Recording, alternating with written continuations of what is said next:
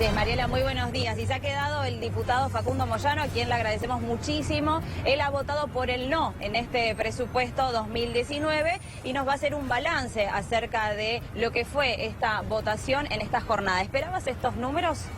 Sí, se sabía con anticipación que el gobierno había acordado con el bloque federal, con los diputados que dependen de las administraciones provinciales y que están condicionados por las necesidades fiscales de las provincias. Por eso sabíamos que iban a tener el número. Tal vez pensamos que no iban a estar tan holgados porque el quórum llegó con 129, o sea, llegaron con lo justo, y después finalmente obtuvieron 138 votos en la votación de la media sanción. Pero bueno, más o menos se esperaba este panorama.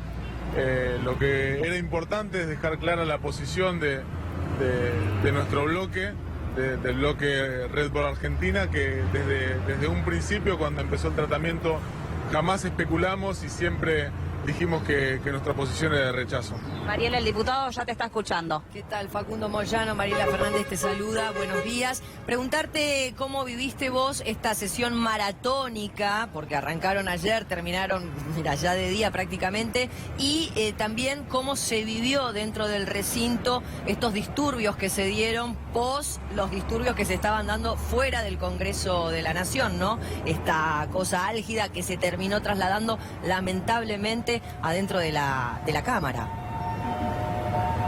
Sí, la verdad es que bueno, como legislador nacional, como hombre con responsabilidad institucional dentro del Estado, lo primero que hago es rechazar cualquier tipo de violencia, rechazar la violencia y esto hay que decirlo, que generaron 15 estúpidos que bueno, terminan empañando un reclamo importante de muchos sectores que se habían movilizado para expresarse con total libertad y con efusividad en contra de este presupuesto, porque la realidad es que fue eso, ¿no?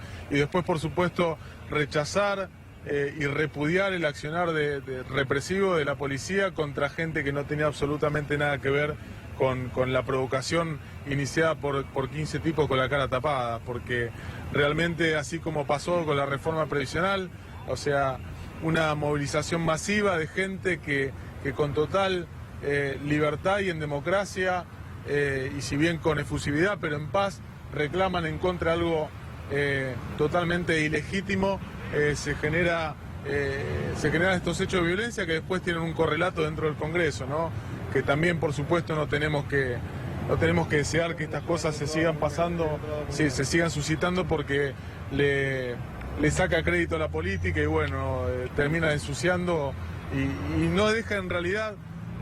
Hay una frase que dice que cuando el adversario se equivoca no hay que interrumpirlo, ¿no? Y sabemos cómo funcionan muchos medios de comunicación y terminan hablando de los incidentes, terminan tapando el terrible ajuste que está promoviendo el gobierno nacional. Bueno, ya que estás, buen día Facundo, ¿cómo estás? Guillermo Favale. Y ya que hablaste de estas diferencias notables de visión del país que tiene un sector de la Argentina y otro, ustedes acaban de irse del partido en el que estaban hasta hace poco, armaron un bloque aparte junto a Felipe Solá y otros diputados. Entiendo que el peronismo está tomando otro camino. Este presupuesto ya nos pone en el año 2019, es un año electoral, no podemos quitarle la vista a este asunto, más allá de que todavía falta. ¿Cómo crees que se va a producir ese armado si es que finalmente se produce ese armado de unidad? ¿O cómo crees que se va a dar esa gestión del peronismo de cara a lo que se viene, teniendo en cuenta que la visión del país que tiene es completamente diferente al del gobierno?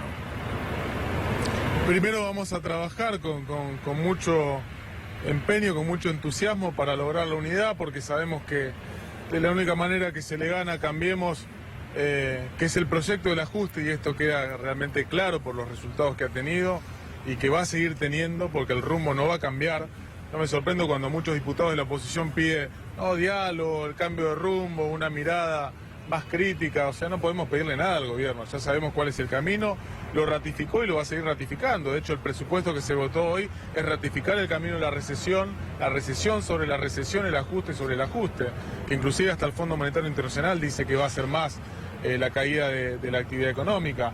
Entonces, lo que nosotros tenemos que trabajar es para tener un proyecto que pueda privilegiar el trabajo, defender el trabajo de los argentinos, defender la industria nacional, defender a los que realmente necesitan que los defendamos, ¿no? Porque los que juegan a la timba financiera, los que especulan, ellos no necesitan que los defienda y el gobierno nacional actual los defiende.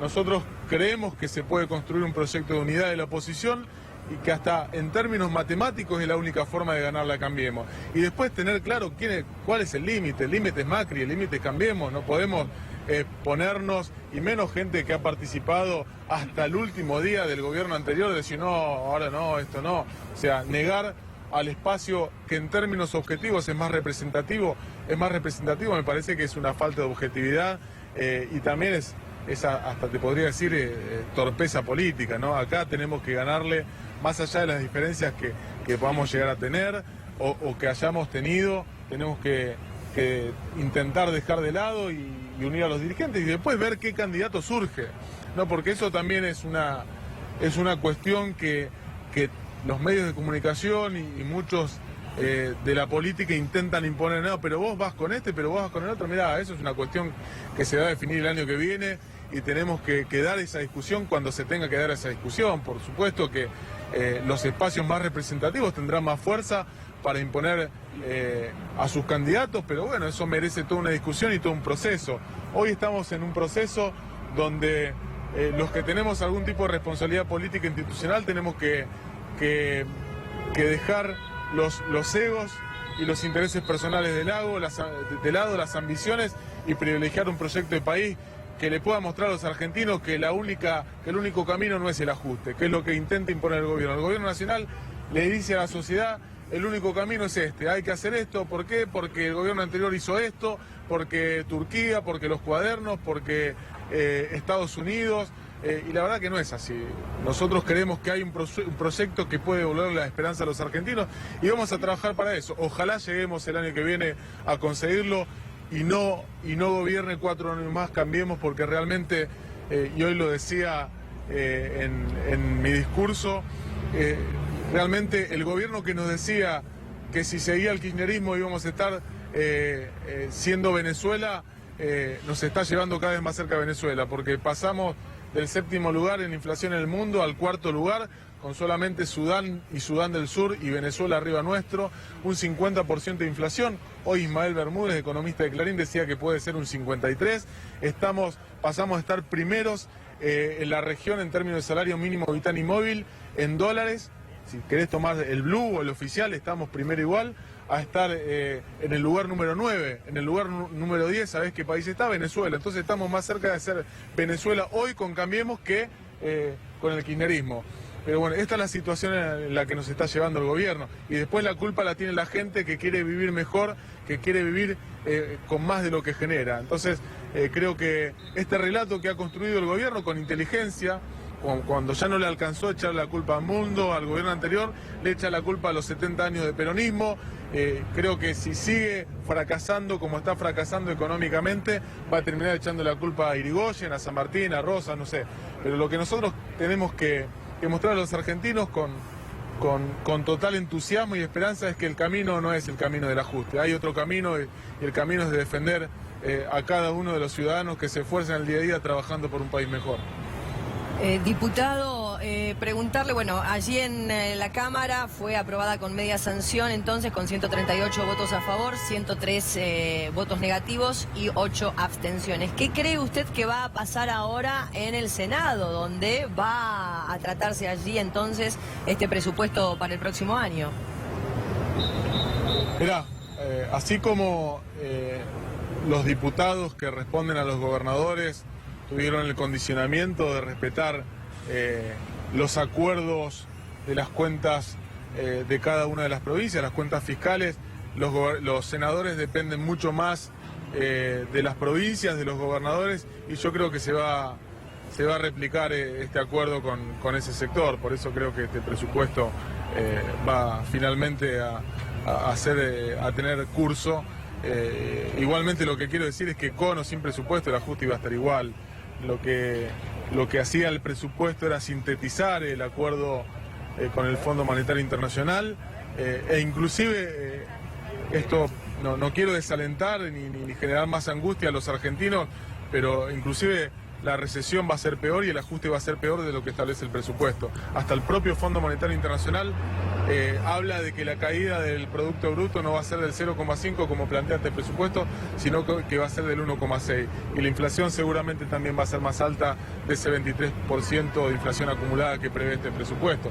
Pero bueno, acá no se le puede pedir, como dije antes, un cambio de rumbo al gobierno, una reflexión, una autocrítica, porque ya se le hemos pedido durante 2 años. No lo hizo nunca. El rumbo no lo cambió, al contrario, lo reafirmó. Entonces lo que hay que mostrarle a los argentinos primero, antes de pedirle, es que hay una alternativa. Y esa alternativa la tenemos que tratar de hacer con la mayor cantidad de políticos que estén en el lugar de la oposición y que rechace la política del gobierno. Si nosotros logramos eso y plasmar un proyecto de unidad que ponga en el trabajo, creo que los argentinos pueden recuperar la esperanza. Facundo, la última de mi parte, porque sé que has estado toda la noche despierto y salir al sol de repente se vuelve muy difícil para pensar, pero son varias preguntas en una. Por un lado está Pablo, por otro lado está Hugo, por otro lado está Facundo, pero todos son Moyano. Hay una causa judicial. Es difícil hoy creer en una causa judicial sin pensar que está la política detrás. ¿Qué crees que puede pasar finalmente con la suerte de Pablo y, en todo caso, si crees que puede llegar a quedar detenido o no en algún momento? La verdad, prefiero no hablar del tema. Hay muchas voces ya en este tema y en esas voces hay muchos moyanos, así que sumar un moyano más a hablar de ese tema me parece que no agrega nada. Por eso prefiero limitarme a hablar del presupuesto, de la cuestión legislativa, que es mi trabajo institucional, ¿no? En ese sentido no estoy hablando acá con ustedes por mi rol de hijo de Hugo Moyano, sino estoy hablando con ustedes por mi rol de legislador. Gracias por habernos atendido. Gracias a vos. Que tengas buen día.